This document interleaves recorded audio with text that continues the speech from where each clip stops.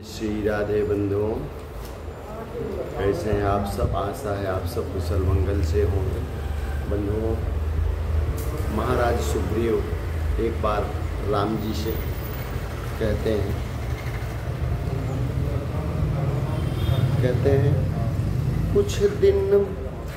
कुछ दिन पहले मंत्रियों सहित मैं इसी जगह पर बैठा था।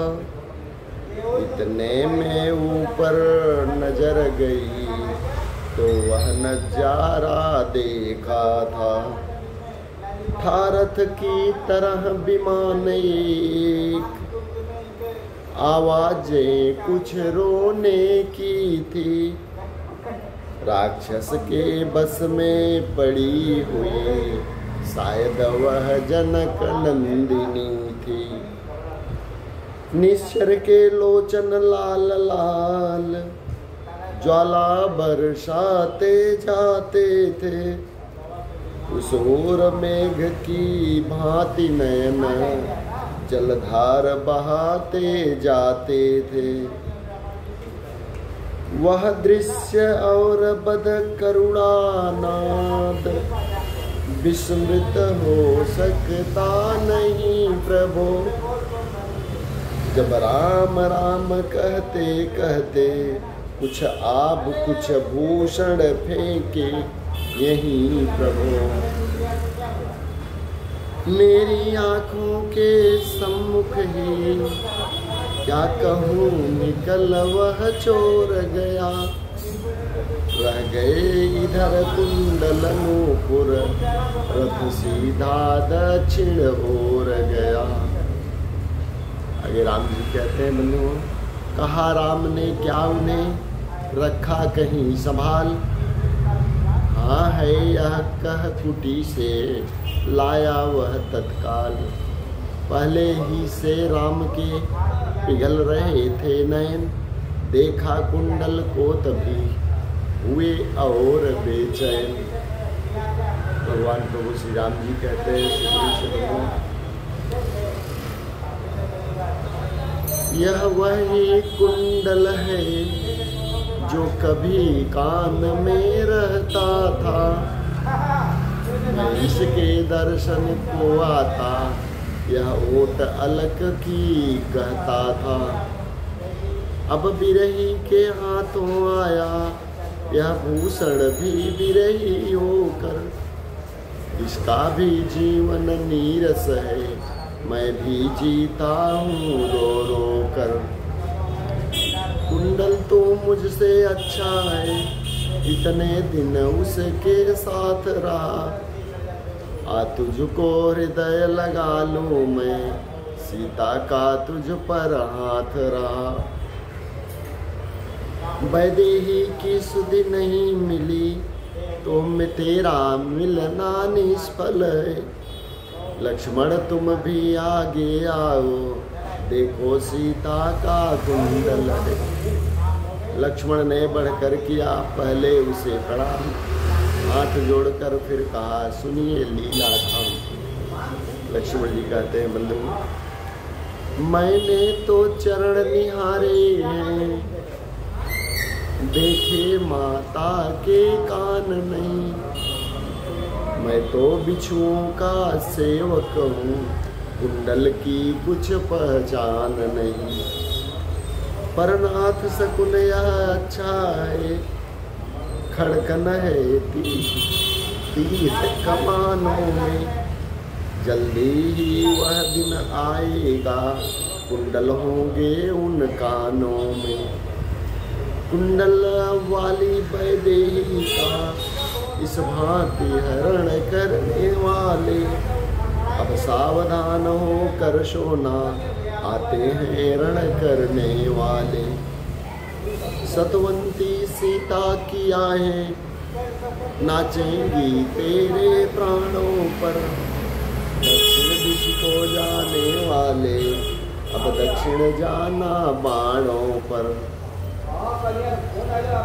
यह सुनते ही हृदय में बधी राम के धीर, मंद मंद गति से उधर चलने लगा समीर। हनुमान लखन सुग्रीव आदि उठे प्रभु का जी बहलाने। ले गए वनों में उसी समय प्राकृतिक दृश्य कुछ दिखलाने। झरनों के झरझर के निनाद चहचहे पक्षियों के सुनकर मन हुआ प्रफुल्लित राघव का। कुछ फूल सुगंधित चुन चुन कर ताड़ तरुअरों भरत भी सबकी पड़ी निगाह। इतने में सुग्रीव के मुख से निकली आ। देखा दशा सुग्रीव की बोल उठे रघुवीर। क्यों भाई तुम किस लिए हो इस तरह अधीर। राम जी कहते हैं प्रभु बंधु कि जब से हमारी समूह आए तुमको उदास ही पाते हैं। चिंता में डूबा देख तुम्हें हम भी चिंतित हो जाते हैं। छिप कर पहाड़ पर रहने का क्या गुप्त भेद क्या कारण है। हम साथी सुख दुखों के हैं कह चलो तुम्हारा क्या प्रण है। यह सुनकर सुग्रीव ने भरी और भी आह। मेरे कष्ट समुद्र की बड़ी दूर है था। आगे बंधु और सुग्रीव जी कहते हैं मैं जिसके भय से गाय बना वह नारसा दुखदाई है। यद्यपि है मेरा भाई ही पर भाई नहीं कसाई है। छोटी छोटी सी बातों पर रहता सर्वदा तना है वह। ले लिया राजपत नीछीनी अब मेरा काल बना है वह। जो भाई कभी चाहता था बध पर अब तत्पर रहता है आस्तीन का सांप वही जग जिसको भुजबल कहता है। उसके डर से ही ऋष मुख मैं जान छुपा कर रहता हूँ।